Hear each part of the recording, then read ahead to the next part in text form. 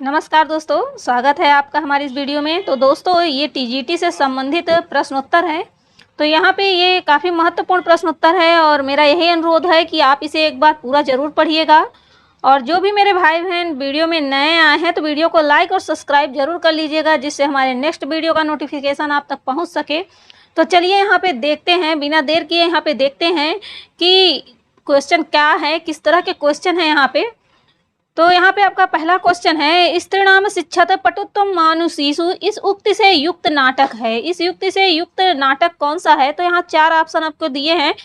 काफ़ी अच्छा क्वेश्चन है और इस तरह से जो 4 ऑप्शन वाले हम क्वेश्चन लाते हैं तो इससे उसे देखने से, उसे करने से एक बार आपका यहाँ पे रिवीजन अच्छे से हो जाता है और आपका प्रैक्टिस भी अच्छा हो जाता है। तो इस तरह के क्वेश्चन आप जरूर देख लिया कीजिए।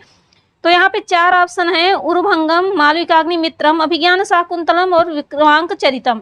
तो यहाँ पे कौन सा सही हो जाएगा? तो ऑप्शन नंबर 3 अभिज्ञान शाकुंतलम यहाँ पे आपका सही आंसर हो जाएगा।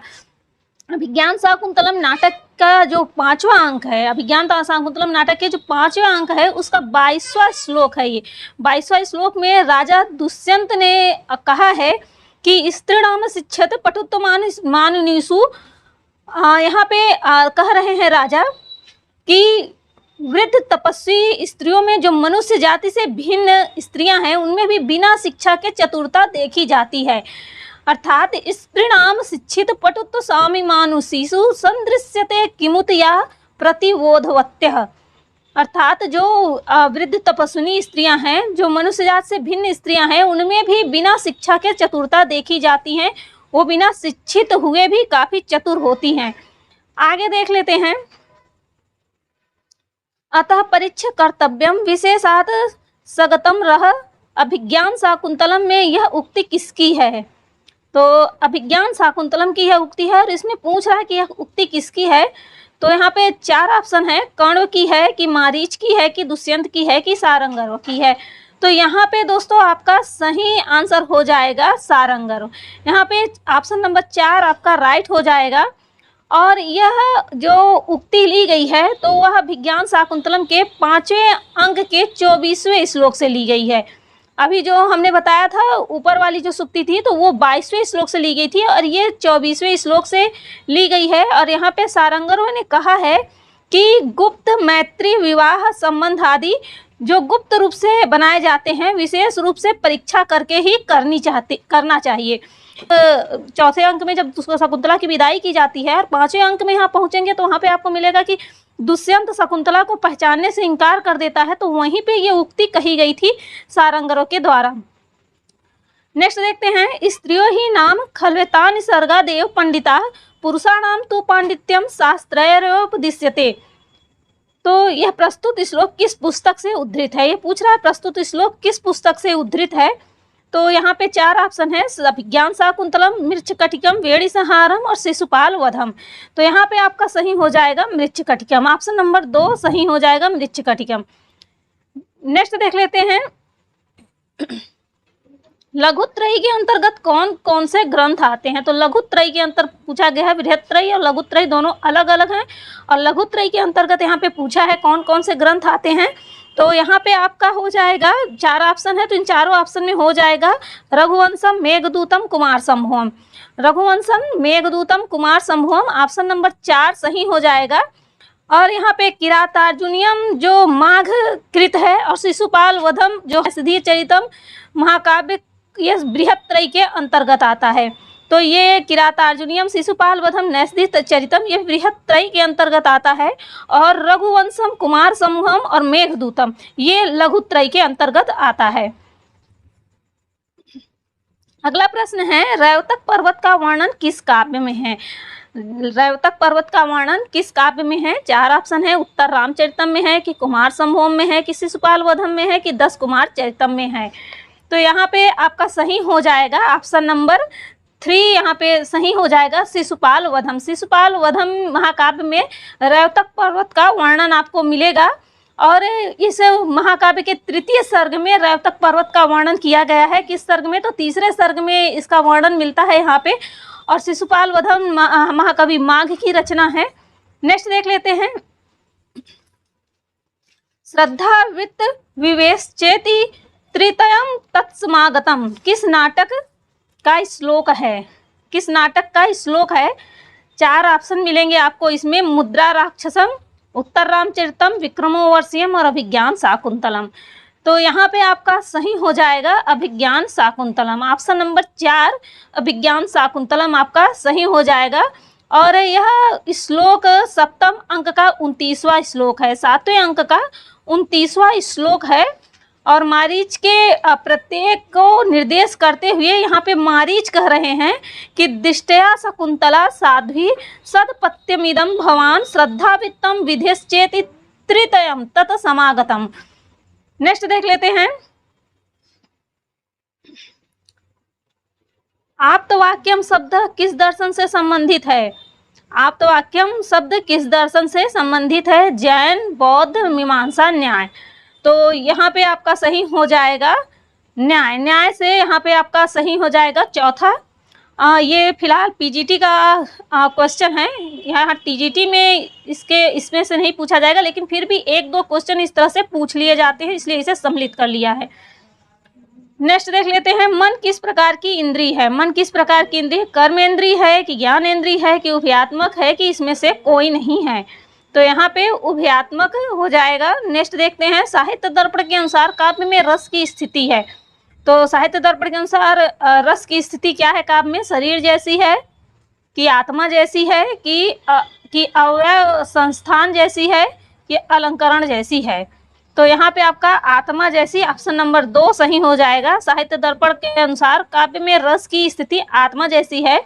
और साहित्य दर्पण में रसात्मकम पदम का अर्थ करते हुए कहा गया है कि रस एवं आत्मा सार रूपतया जीव धायको यस्य, अर्थात सबसे प्रधान होने के कारण रस ही जिसकी आत्मा है वह वाक्य रसात्मकम कहलाता है।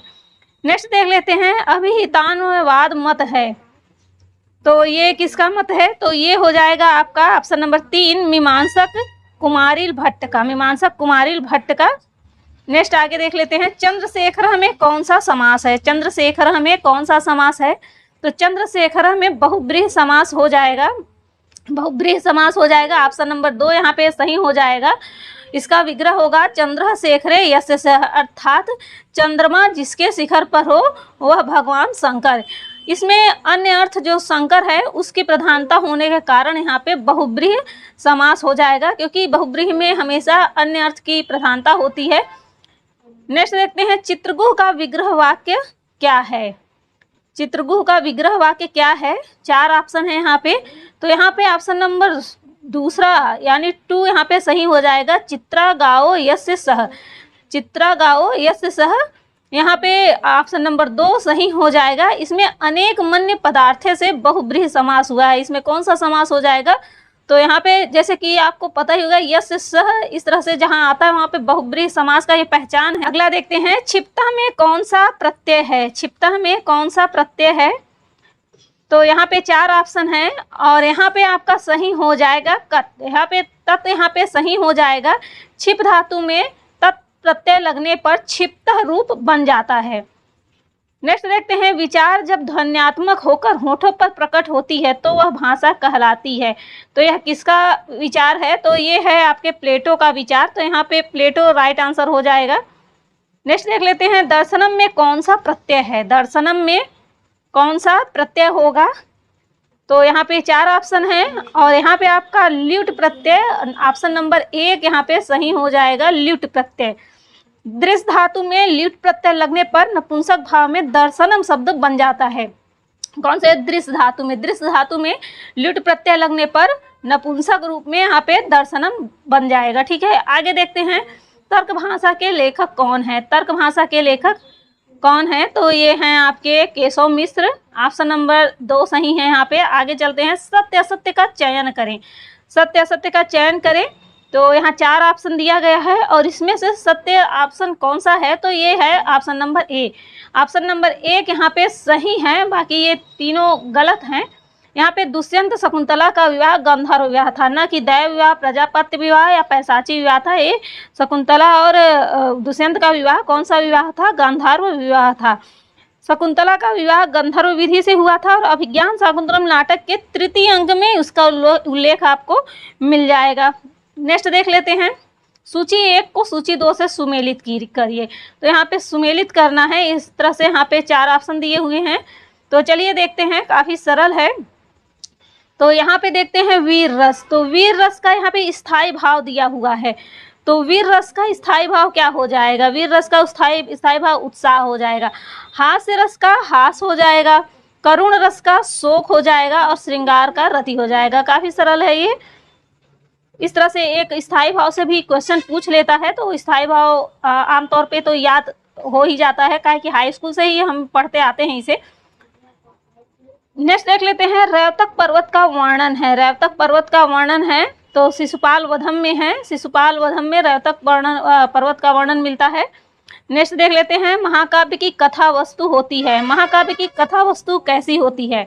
तो महाकाव्य की कथा वस्तु इतिहास प्रसिद्ध होती है। इतिहास प्रसिद्ध होती है महाकाव्य की कथा वस्तु। महाकाव्य का कथानक ऐतिहासिक होता है और ऐतिहासिक अथवा लोक प्रसिद्ध सज्जन की कथा इसका विषय होता है। नेक्स्ट देख लेते हैं, रसोइया चावलों से भात पकाता है का संस्कृत रूपांतर है। रसोइया चावलों से भात पकाता है।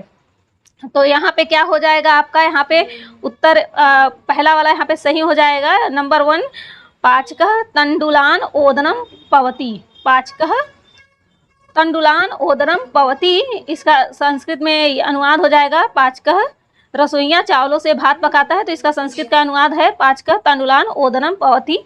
यहाँ पे तंडुल करण कारक है। यहाँ पे क्या है? तंडुल यहाँ पे करण कारक है और यहाँ पे करण कारक है, लेकिन यहाँ पे इसकी अविच्छा होने पर कर्म संज्ञा हो गई है। तंडुल की यहाँ पे कर्म संज्ञा हो गई है और ओदनम प्रधान कर्म है। यहाँ पे ओदनम क्या है? तो प्रधान कर्म है।